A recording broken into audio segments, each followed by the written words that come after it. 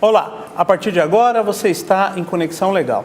Antes de iniciar esse programa, gostaria de agradecer você aí de casa, que compartilhou conosco informações, compartilhou conosco também as suas ideias a respeito do nosso programa.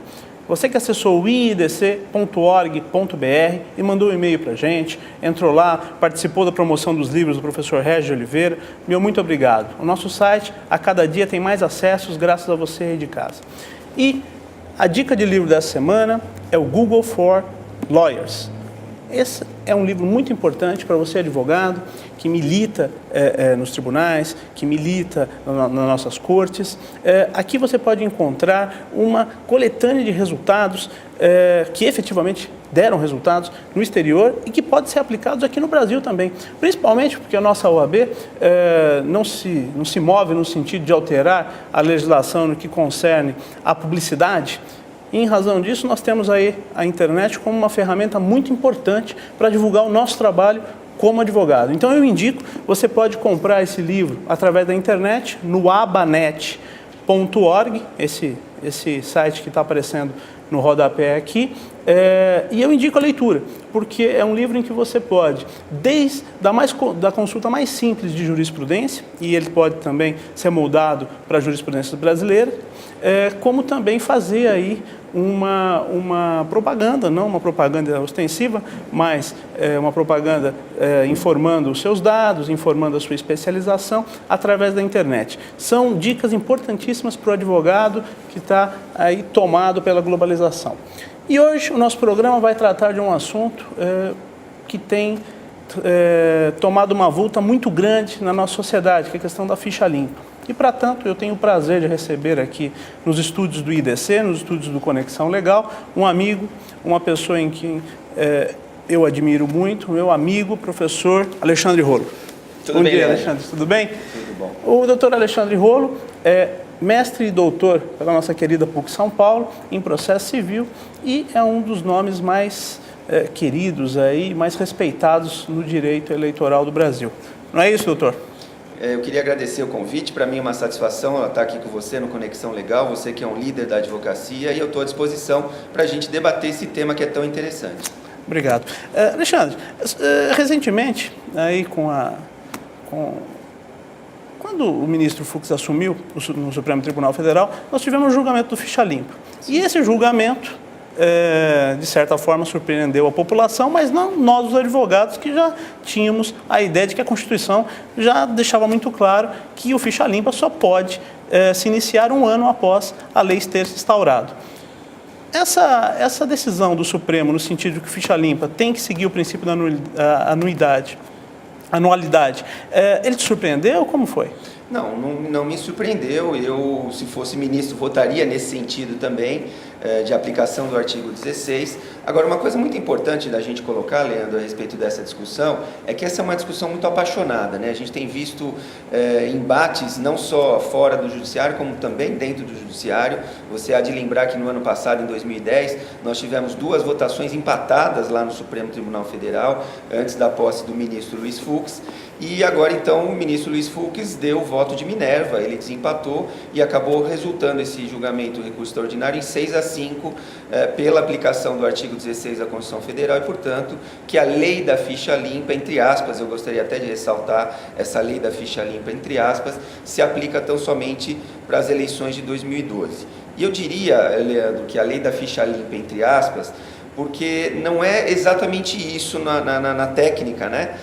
Não se pode dizer que é uma lei da ficha limpa. Eu vou te dar um exemplo. Essa lei criou novas hipóteses de inelegibilidade e uma delas, para você que é advogado, eu sou advogado também, uma das hipóteses de inelegibilidade criada para essa lei é que o profissional que é excluído do órgão de classe por infração ética, ele fica inelegível. Então eu vou te dar um exemplo nosso da advocacia, que é o seguinte: a pessoa que não paga anuidade um ano, o advogado que não paga a anuidade da OAB por um ano, ela comete falta ética.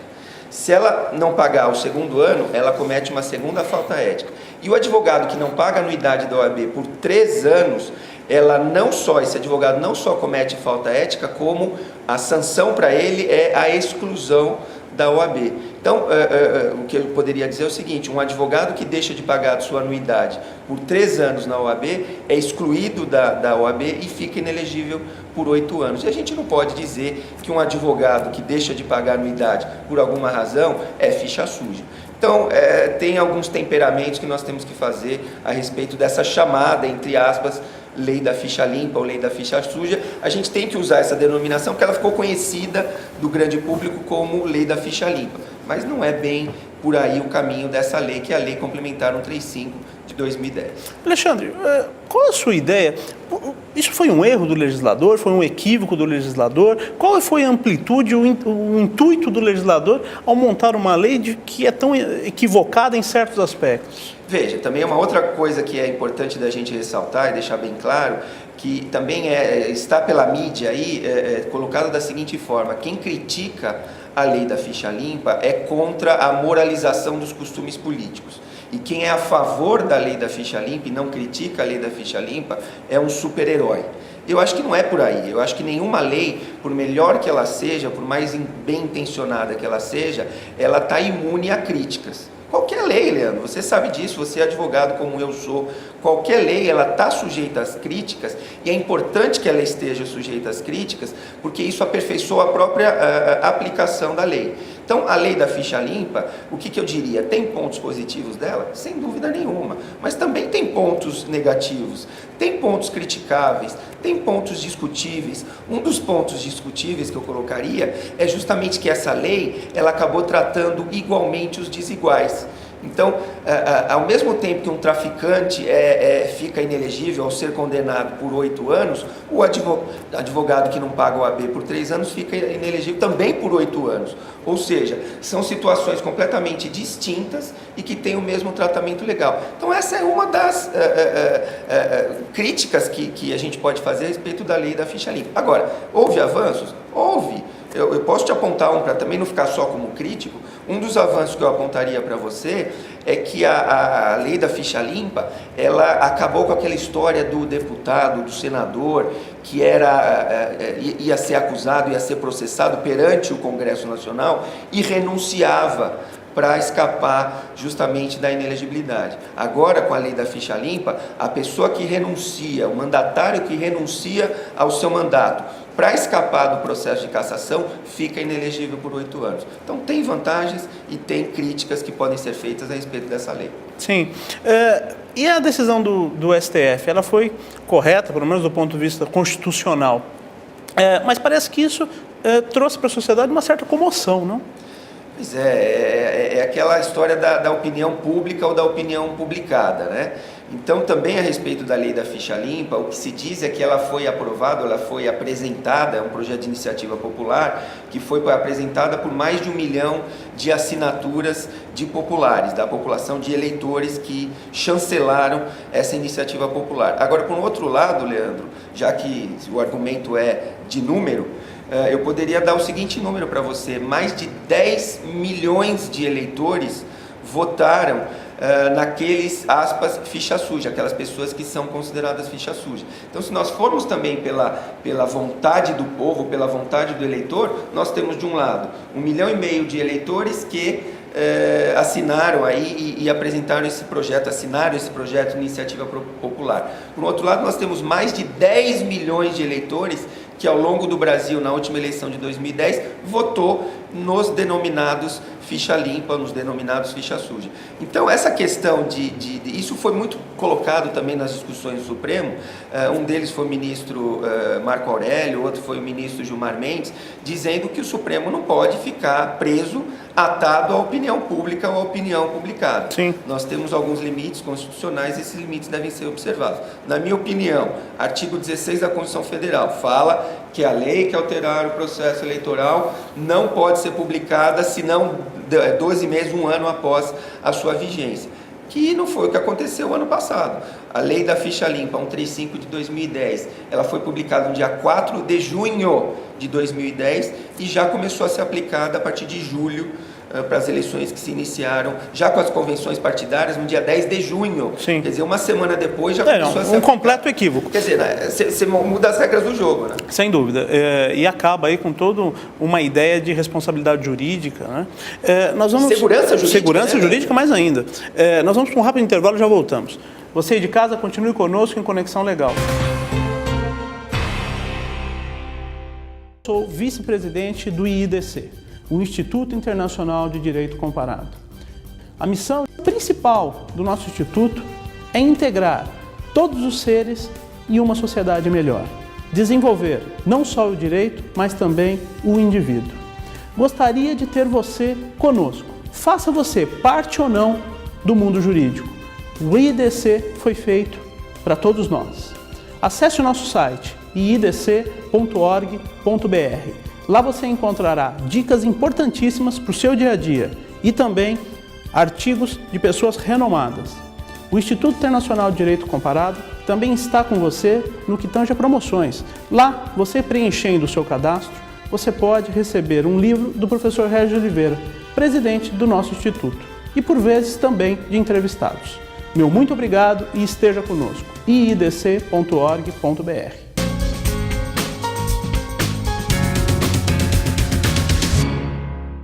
Olá, eu sou Leandro Pinto, vice-presidente do IIDC, o Instituto Internacional de Direito Comparado. E eu quero lhe fazer um convite.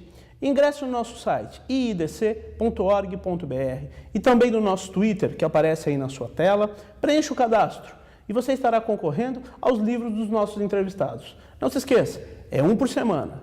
Meu muito obrigado e espero você em Conexão Legal.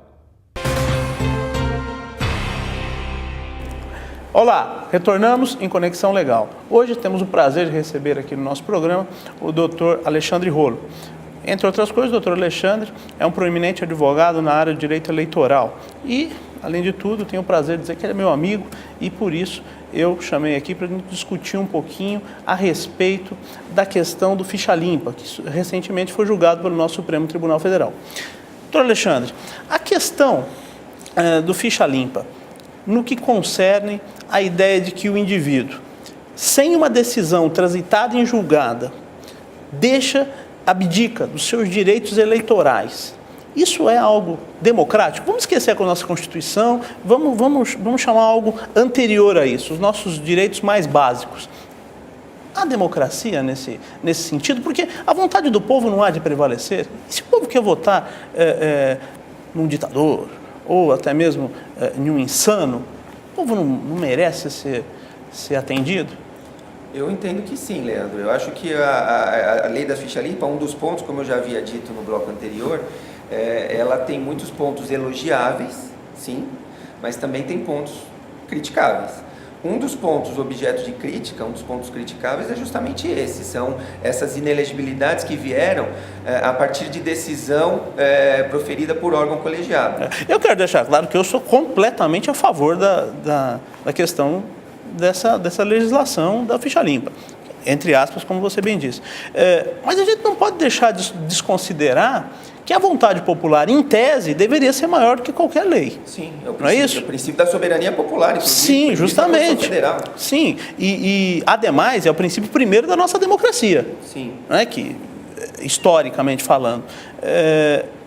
Como a gente entender isso num aspecto mais odierno, num aspecto mais moderno? Porque, efetivamente, o legislador está dizendo, olha, você, eleitor, não tem capacidade para mensurar se o indivíduo que você está votando é uma pessoa, vamos dizer assim, minimamente capacitada a exercer um cargo eletivo. Na verdade, é o Estado tentando tutelar a vontade do eleitor, como você colocou. Não é isso? Nesse ponto, a gente tem que criticar realmente, porque cabe ao povo decidir realmente se vota no A, se vota no B, se vota no C. A vontade do povo, como você disse, há de prevalecer. O princípio da soberania popular, artigo 1º, parágrafo único da Constituição Federal, diz justamente isso, né? Você sabe melhor do que eu, todo poder emana do povo. E é uma questão que você falou que você não é contra a lei, acho que ninguém é contra. Isso o próprio ministro Gilmar Mendes, que foi relator desse último recurso extraordinário que terminou julgado por 6-5, ele mesmo diz, ele fala, olha, ninguém em sã consciência é contra a lei da ficha limpa e os seus propósitos. Agora, há pontos que são realmente criticáveis. Um deles, como você havia perguntado, é essa questão da condenação sem trânsito em julgado. Mas no Brasil, os processos não transitam em julgado nunca. Vamos mudar. Eu concordo. Vamos aparelhar o Estado. Vamos aparelhar o Estado, vamos mudar o Código de Processo Civil. Sem dúvida. Vamos mudar o Código de Processo Penal. Vamos eventualmente reduzir o número de recursos para que os processos... eu tenho medo quando se fala em reduzir o número de recursos, porque os nossos recursos não são equivocados. Nós não vivemos num país... Porque para quem está em casa, às vezes quando... E eu acho que com o anteprojeto do Código de Processo Civil, eu acho que isso veio muito à mídia, até pela pessoa do ministro Fux agora, mas nós temos que deixar uma coisa muito clara para a sociedade. O número de recursos no Brasil não é extraordinário. Pelo menos, do meu ponto de vista, eu milito na justiça civil, ele não é extraordinário. O tempo que o Estado demora para dar a resposta a esses recursos é inadmissível. Sim, sim. E outra coisa importante, o principal cliente do judiciário é o próprio Estado, né? Que é uma vergonha. São os órgãos públicos, são os estados. Então, na verdade... A quem interessa, né? Pois é. Aí, na verdade, o que se faz? Aí nós criamos, então, inelegibilidades por decisão proferida por órgão colegiado. Então, se você tem uma condenação, ou se eu tenho uma condenação ainda sem... Às vezes administrativa. Eu fico inelegível, eu fico sem poder disputar a eleição, eu fico privado da minha cidadania passiva, que é o direito de ser votado, que é um princípio, é um direito fundamental previsto na Constituição Federal. Isso realmente é muito preocupante. Eu via hoje, vindo para o escritório, o anúncio de que o Ziraldo foi condenado numa ação lá no Paraná. Poxa, alguém tem dúvida de que o Ziraldo é uma das pessoas mais honestas do nosso Brasil? É complicado. Acho que ninguém tem dúvida. Imagina, o Ziraldo, a partir desse momento, não pode Fica inelegível porque está condenado por um órgão colegiado. Sim. Porque um dos equívocos também a respeito dessa lei da ficha, da chamada lei da ficha limpa, é que se debate a lei da ficha limpa com base em nomes. Então, às vezes a pessoa fala, não, mas e aquele lá? Aí todo mundo fala, não, realmente esse aí tem que ser excluído da vida pública. Mas a lei, como você sabe, ela é abstrata, ela é geral. A gente não pode pegar situações de aplicar, sem dúvida. Que é mais conhecido, que é mais mal falado e falar, eu sou a favor da ficha limpa. Dúvida. Porque esse político mal falado tem que ser afastado. Nós não podemos generalizar. Não podemos. Doutor Alexandre, nós vamos para um rápido intervalo e já voltamos. Você de casa, não se esqueça. Ingresse lá no nosso site, iidc.org.br, esteja conosco pela internet e compartilhe as suas ideias. Sou vice-presidente do IIDC, o Instituto Internacional de Direito Comparado. A missão principal do nosso instituto é integrar todos os seres em uma sociedade melhor. Desenvolver não só o direito, mas também o indivíduo. Gostaria de ter você conosco. Faça você parte ou não do mundo jurídico. O IIDC foi feito para todos nós. Acesse o nosso site iidc.org.br. Lá você encontrará dicas importantíssimas para o seu dia a dia e também artigos de pessoas renomadas.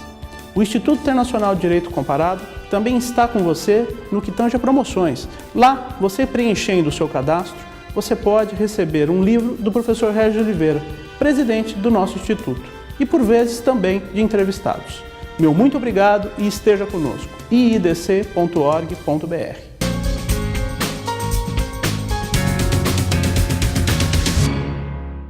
Olá, eu sou Leandro Pinto, vice-presidente do IIDC, o Instituto Internacional de Direito Comparado. E eu quero lhe fazer um convite. Ingresse no nosso site iidc.org.br e também no nosso Twitter, que aparece aí na sua tela. Preencha o cadastro e você estará concorrendo aos livros dos nossos entrevistados. Não se esqueça, é um por semana. Meu muito obrigado e espero você em Conexão Legal. Olá, retornamos no terceiro e último bloco do Conexão Legal. Hoje discutindo um pouquinho a respeito do projeto do Ficha Limpa e também da recente decisão do Supremo Tribunal Federal no sentido de aplicar a lei do Ficha Limpa somente um ano após a sua publicação, que aliás começa agora, né? Depois de junho de 2011. Foi 4 de junho de 2010, então a partir de 4 de junho de 2011 ela já tem plena aplicação. Ou seja, para as próximas eleições, até mesmo as eleições que se derem no caminho disso, no caso eleições suplementares, é verdade. Ela será tida como baliza. A sua aplicação, sim. Sim. E qual é a expectativa, pelo menos dos advogados eleitorais, para essa lei? Vão trazer mais clientes? Olha, nós tivemos essa expectativa já em 2010 e, na verdade, a gente não viu essa aplicação da lei da ficha limpa. Foi aplicada, como a gente está discutindo desde o primeiro bloco, já em 2010, mas isso, o volume de processo não foi tão grande assim. Não. Eu não tenho dados estatísticos, mas eu acho que aqui em São Paulo, no estado de São Paulo, foram por volta, não chegaram a 100 casos de ficha de aplicação dessa lei. Me diga uma coisa, Alexandre, a manifestação após o Pleno que decidiu a questão da ficha limpa no Supremo Tribunal Federal, no que tange ao ministro Lewandowski, que é o então presidente do Superior Tribunal Eleitoral, foi no sentido de que somente as candidaturas que ingressaram com recurso no Superior Tribunal Eleitoral iriam se beneficiar da decisão do Supremo Tribunal Federal. Qual a sua colocação? Porque eu acho que isso é no mínimo antijurídico. Mas porque... é uma questão técnica, na minha opinião. Né, não, porque as pessoas não se beneficiaram, mas a lei também não valia. Mas aí o problema é que nós teríamos um caso aí, porque cada candidatura é objeto de um processo de registro de candidatura. Sim. Então, esse registro foi cassado. Então nós temos processos específicos. Em alguns casos, esses processos já podem ter o trânsito em julgado. E aí o que acontece? Ainda que a decisão do Supremo posterior lhe seja benéfica, nós temos, na verdade, casos... E é a caso da preclusão. Ocorreu o trânsito em julgado, aí você tem a preclusão máxima da coisa julgada. Então, para esses casos, realmente, essa decisão do Supremo não se aplica, porque a pessoa deixou de recorrer, transitou em julgado em deferimento do registro da sua candidatura, e aí não tem mais como salvar. Agora, para aqueles casos ainda sub júdice, quer no Tribunal Superior Eleitoral, quer no Supremo Tribunal Federal, que é o caso, por exemplo, do senador Jader Barbalho. É um que já tinha sido julgado ano passado, em 2010, terminou o julgamento em 5-5, mas ele ainda apresentou um outro recurso no Supremo e não transitou em julgado. Então, essa decisão recente do Supremo Tribunal Federal, até por uma questão de isonomia, também vale para o caso do Jader Barbalho, porque ele ainda estava com o processo dele sub júdice, discutindo justamente o registro da candidatura dele, se aplicava a lei da ficha limpa ou se não aplicava. Sim. Agora uma questão pessoal. Qual é o seu posicionamento, a sua ideia, pelo menos de futuro, após essa legislação? Nós sabemos que é uma legislação que tem seus prós, seus contras, mas qual a sua ideia pessoal a respeito disso? Como vai ser efetivamente o resultado dessa legislação para as próximas eleições? Para responder essa sua pergunta, Leandro, eu vou plagiar aqui o ministro Ricardo Lewandowski, que em recente solenidade no Tribunal Regional Eleitoral de São Paulo, ainda antes desse julgamento do Supremo Tribunal Federal, quando perguntado a respeito da expectativa dele, ele disse o seguinte: independentemente do resultado do Supremo, que ainda não havia sido julgado, a lei da ficha limpa veio para ficar, veio para melhorar os costumes políticos do Brasil, e é assim que eu penso também, porque independentemente da aplicação em 2010 ou a partir de 2012, o fato é que hoje a população discute e fala muito a respeito de ficha limpa, ficha suja. Então os eleitores mais esclarecidos, independentemente da existência da lei, esses eleitores vão procurar saber o histórico, os antecedentes do seu pretenso candidato antes de votar. Então só essa discussão que foi trazida pela lei da ficha limpa já é muito importante para a moralização dos costumes políticos brasileiros. E até mesmo uma mudança efetiva na nossa sociedade, né? Sim, também acho. Eu acho que o fato dessa decisão recente do Supremo por 6-5, a vida continua. O mundo não terminou com essa decisão. Tinha muita gente que pressionava, muitas pessoas, a população, muitos setores da sociedade organizada pressionavam como se esse julgamento fosse acabar com o mundo terminaria. Não foi nada disso. Foi um julgamento sereno, foi decidido por 6-5, que seja. Não se aplicou essa lei em 2010, mas a partir de 2012 vai se aplicar. Um outro ponto nós vamos discutir. A vida continua, a moralização dos costumes políticos, na minha opinião, já houve, já se discute bastante isso entre os eleitores, e é isso que é importante.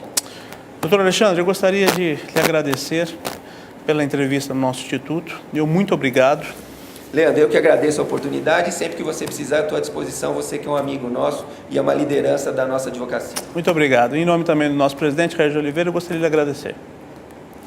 Você de casa, muito obrigado também por ter estado conosco em Conexão Legal. E não se esqueça, se você tem dúvidas ou sugestões a respeito desse nosso programa, ingresse lá, iidc.org.br. Ou se você também perdeu a primeira parte, a segunda parte, ingresse no nosso canal no YouTube e também pelo Twitter. Porque todas as quintas-feiras, das 9h30 às 11h30, eu estou ao vivo no Twitter, que está aqui embaixo, que você pode acessar e discutir com a gente um pouquinho de política, um pouquinho de direito. Você é nosso convidado. Muito obrigado, até a próxima semana em Conexão Legal. Sou vice-presidente do IIDC, o Instituto Internacional de Direito Comparado. A missão principal do nosso instituto é integrar todos os seres em uma sociedade melhor. Desenvolver não só o direito, mas também o indivíduo. Gostaria de ter você conosco. Faça você parte ou não do mundo jurídico. O IIDC foi feito para todos nós. Acesse o nosso site iidc.org.br. Lá você encontrará dicas importantíssimas para o seu dia a dia e também artigos de pessoas renomadas. O Instituto Internacional de Direito Comparado também está com você no que tange a promoções. Lá, você preenchendo o seu cadastro, você pode receber um livro do professor Régis Oliveira, presidente do nosso instituto, e por vezes também de entrevistados. Muito obrigado e esteja conosco. iidc.org.br.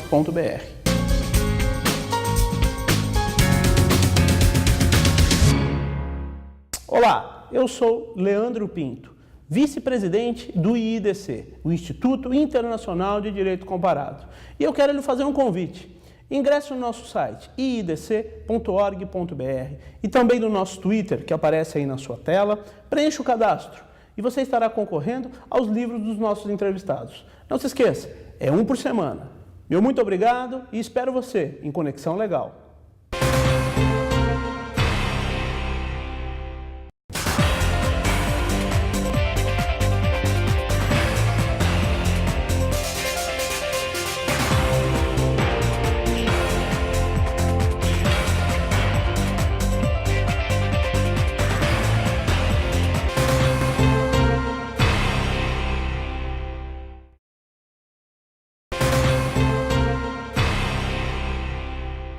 Sou vice-presidente do IIDC, o Instituto Internacional de Direito Comparado. A missão principal do nosso instituto é integrar todos os seres em uma sociedade melhor. Desenvolver não só o direito, mas também o indivíduo. Gostaria de ter você conosco. Faça você parte ou não do mundo jurídico. O IIDC foi feito para todos nós. Acesse o nosso site iidc.org.br. Lá você encontrará dicas importantíssimas para o seu dia a dia e também artigos de pessoas renomadas. O Instituto Internacional de Direito Comparado também está com você no que tange a promoções. Lá, você preenchendo o seu cadastro, você pode receber um livro do professor Régis Oliveira, presidente do nosso instituto, e por vezes também de entrevistados. Muito obrigado e esteja conosco. iidc.org.br.